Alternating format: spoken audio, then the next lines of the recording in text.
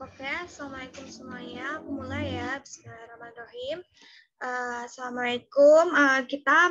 Sebelum kita memulai pembelajaran pada hari ini, kalau lebih baiknya kita berdoa menurut agama dan kepercayaan masing-masing. Berdoa dipersilakan.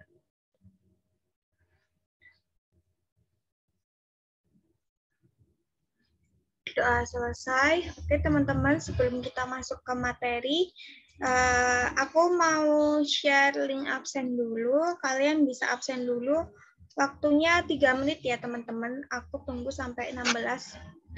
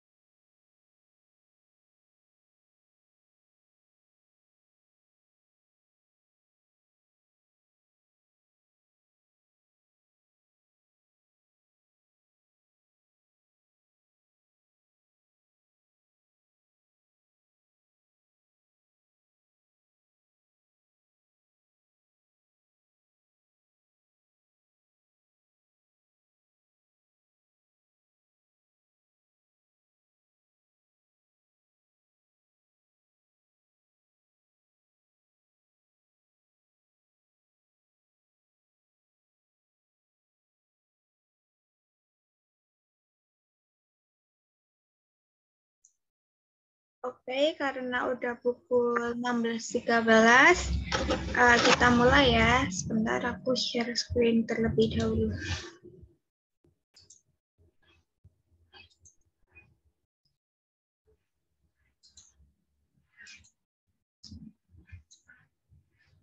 Nah, teman-teman, kali ini kita akan membahas tentang pasar.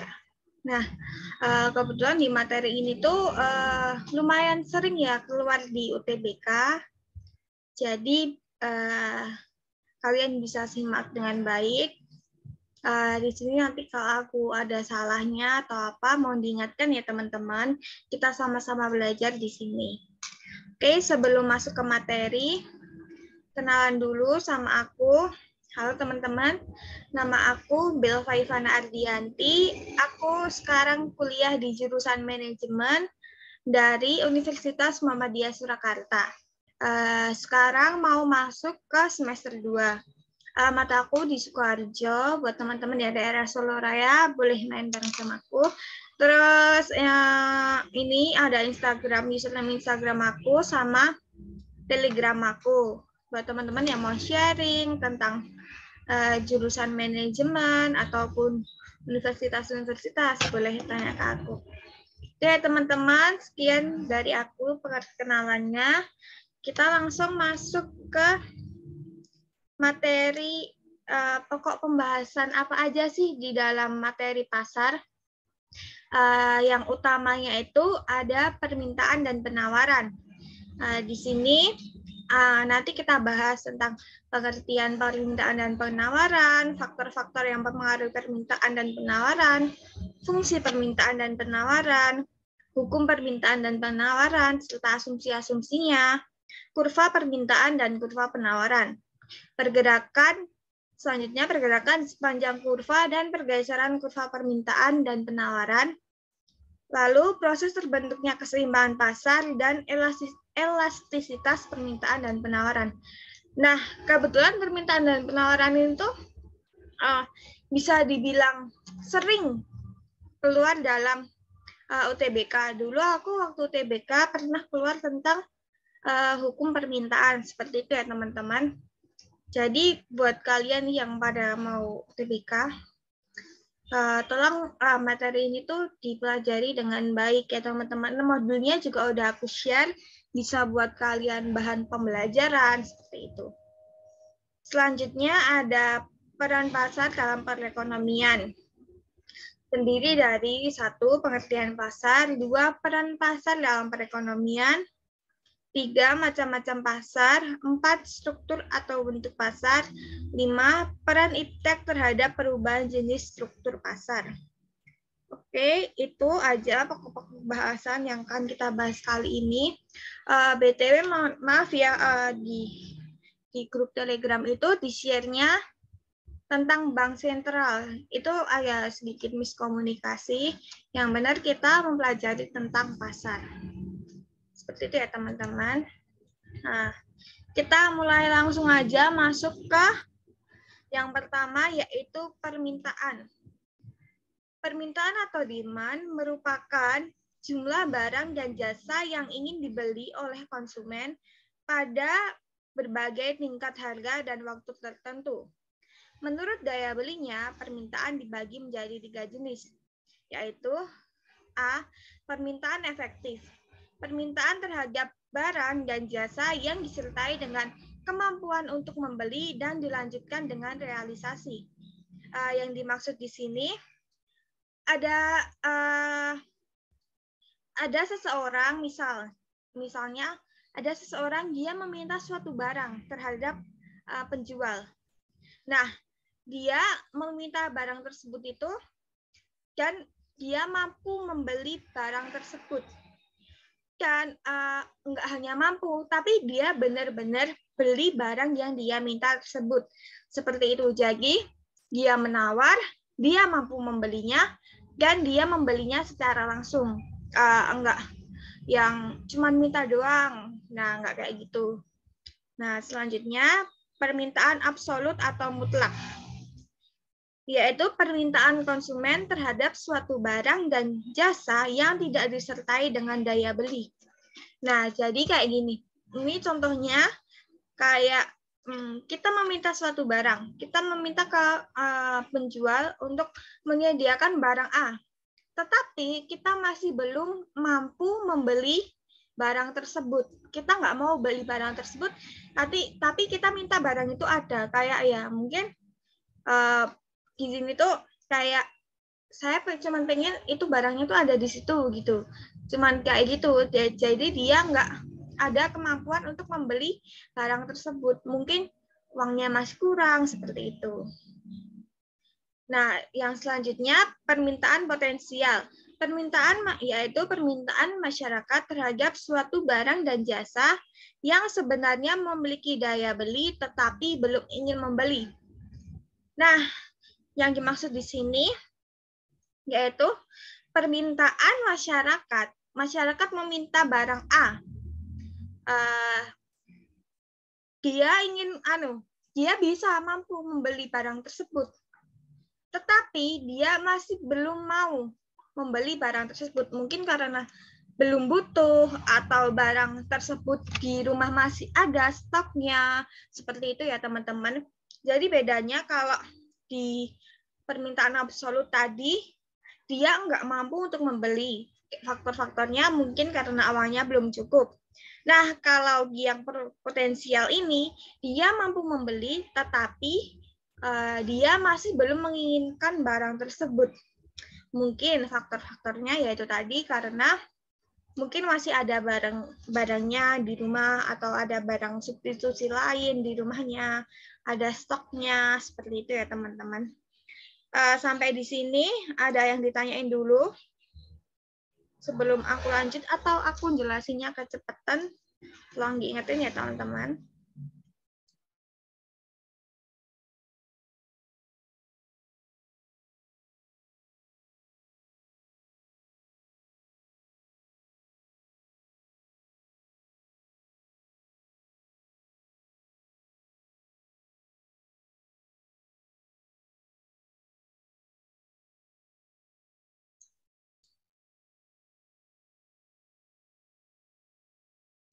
Oke, aman ya. Aku lanjut ke selanjutnya. Faktor-faktor yang mempengaruhi permintaan. Nah, faktor-faktor yang mempengaruhi permintaan di sini tuh ada banyak ya, teman-teman. Nah, yang pertama, harga barang itu sendiri. Kenapa harga barang itu sendiri? Karena apabila harga suatu barang semakin murah, maka permintaan tersebut akan meningkat.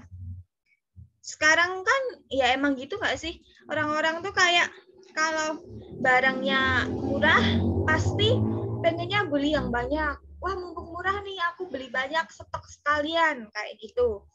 Jadi permintaannya tuh akan terus-terus meningkat karena barangnya lagi murah, kayak gitu ya teman-teman.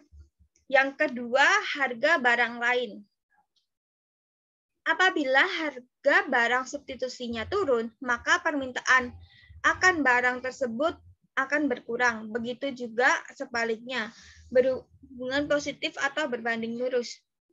Jika harga barang komplementernya turun, maka permintaan akan barang tersebut akan meningkat. Berlaku pula sebaliknya. Nah, harga barang substitusinya di sini tuh seperti harga barang pengganti. Barang pengganti itu kayak semisal ada sampo merek Pantene. Kita sebut nama aja nggak apa ya teman-teman. Ada Pantene. Nah, di situ Pantene ini stoknya lagi habis. Nah, harga barang substitusinya ini yaitu sampo merek Lifebuoy seperti itu teman-teman. Jadi barang substitusi itu barang pengganti. Nah, apabila harga substitusinya turun, maka permintaan tersebut akan berkurang. Karena sebentar.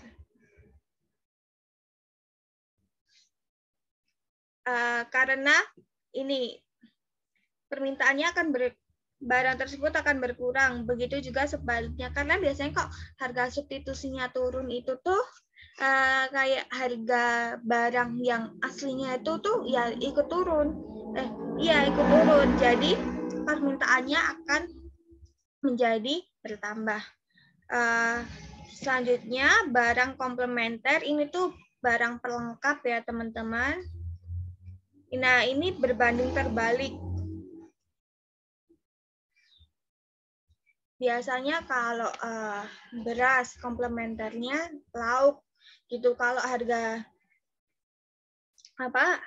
barang komplementernya turun, otomatis semua orang tuh kayak wah, aku mau beli inilah mumpung harganya lagi turun. Aku mau beli lauk A, lauk B, mumpung harganya lagi turun. Maka dari itu di sini permintaan akan barang tersebut akan meningkat, berlaku pula sebaliknya. Seperti itu ya teman-teman. Selanjutnya tingkat pendapatan. Semakin tinggi pendapatan suatu masyarakat, maka permintaan terhadap suatu barang akan meningkat juga. Nah, yang dimaksud di sini kayak semisal saya ya. Saya sekarang berpendapatan misalnya kasarannya ini misalnya saya kan belum kerja 1 juta lah 1 juta. Nah, pendapatan saya bulan minggu sebelumnya itu 1 juta. Minggu ini pendapatan saya naik 2 juta. Otomatis keinginan daya beli saya akan bertambah. Karena kan manusia itu identik dengan konsumtif ya. Nah, maka di sini daya beli saya tuh permintaan terhadap suatu barang saya tuh akan meningkat. Saya jadi karena uang saya merasa uang saya udah tambah banyak, saya jadi ingin beli barang A, B, C yang sebelumnya saya cuma beli barang A, karena pendapatan saya meningkat, saya jadi beli barang A, B, C seperti itu. Oke, sampai di sini ada yang mau ditanyain teman-teman?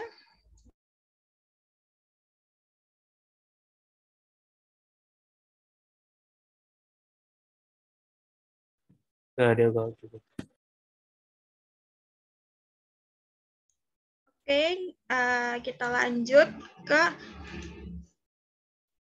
faktor yang selanjutnya. Nah, di sini ada selera masyarakat. Jika selera masyarakat terhadap suatu barang meningkat, permintaan terhadap barang itu akan meningkat pula. Nah, di sini tuh dimisalkan kayak barang yang lagi hits, misalnya ya, kayak makanan-makanan. Kadang makanan kan berinovasi ya. Kadang ada suatu produk baru, makanan baru. Perusahaan-perusahaan pun juga berinovasi untuk menghasilkan produk baru. Nah, selera masyarakat di sini tuh yaitu kayak terhadap produk-produk baru tersebut. Ketika lagi hype-hype-nya, lagi tinggi-tingginya, maka selera masyarakat terhadap suatu barang tersebut akan meningkat, nggak kayak biasanya. Kayak kalau nggak makanan ya misalnya pakaian. Pakaian itu kan kayak arusnya tuh berputar balik ya. Kadang pakaian yang zaman dulu itu tuh sekarang ngetren lagi. Nah, itu karena selera masyarakat yang berubah seperti itu. Sekarang ngetren lagi jadi meningkat lagi, permintaannya jadi lebih banyak lagi. Sekarang kan lagi banyak tuh anak-anak muda sekarang tuh yang kayak cari barang-barang yang vintage. Kayak gitu ya, teman-teman. Selanjutnya, jumlah penduduk. Semakin besar jumlah penduduk pada suatu daerah, semakin tinggi permintaan terhadap suatu barang.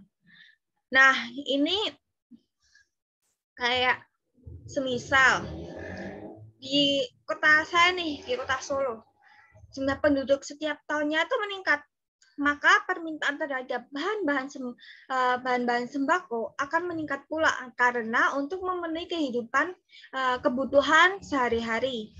Maka permintaan terhadap sembako itu naik terus karena seiring dengan berjalannya pertumbuhan penduduk. Seperti itu. Selanjutnya, jika harga suatu barang diperkirakan akan meningkat pada masa depan, maka masyarakat akan terdorong untuk membeli barang tersebut sekarang sehingga permintaan pada saat ini akan meningkat. Nah, ini bisa dimisalkan kayak kondisi sekarang ya. Nah, kondisi sekarang kan COVID lagi naik-naiknya nih.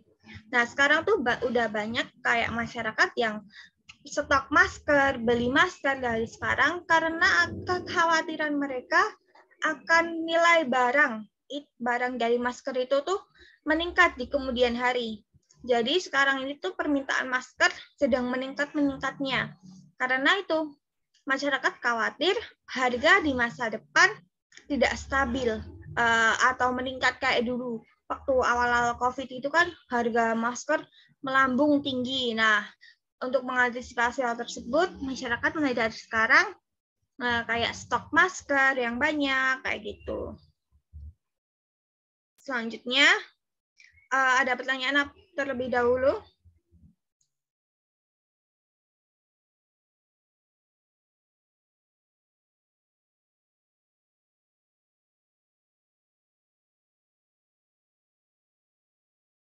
Ini tadi ada yang masuk ya, harga barang lain, Kak, masih kurang paham. Harga barang lain yang di sini aku jelasin lagi. Apabila harga barang substitusinya turun. Barang substitusi ini kalian harus ketahui merupakan barang pengganti. Nah, apabila harga barang penggantinya tersebut turun, maka permintaan akan barang tersebut akan berkurang. Begitu juga sebaliknya. Ini faktornya itu juga bisa dipengaruhi karena kualitas ya.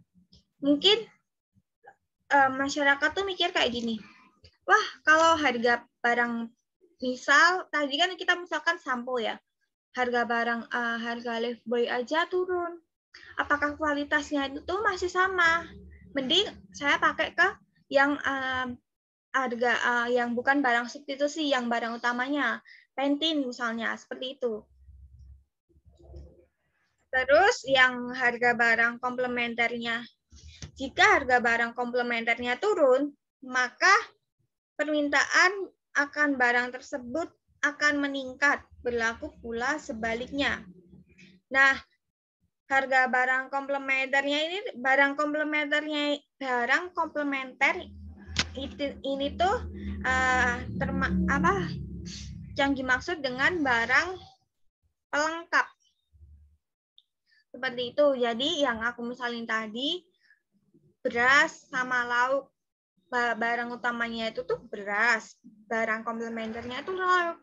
Kadang kan kita tuh kalau cuman makan, kadang ada beberapa orang tuh yang nggak cuman makan nasi sama garam, ya itu ya cukup. Nah, komplementernya di sini tuh yang wah gitu tuh, misalnya lauk ya harus kayak ada, misal ada ikan kayak gitu. Nah, ketika harga ikan tersebut ini turun, maka konsumen itu akan mikir, wah mumpung lagi turun nih, aku beli aja untuk pelengkap nasi untuk aku makan kayak gitu, teman-teman.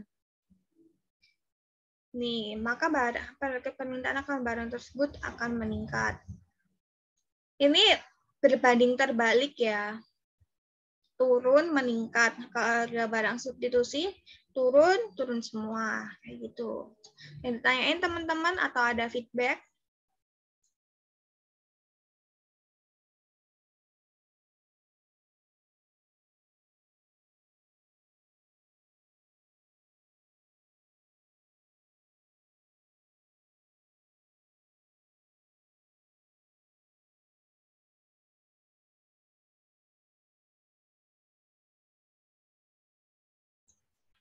Oke, udah cukup jelas ya. Aku lanjutin. Yang ini tadi juga belum ada pertanyaan ya. Kita lanjut ke fungsi permintaan. Fungsi permintaan dapat digunakan untuk mengetahui hubungan antara harga barang atau PD. Ya, PD ini kepanjangannya price demand dengan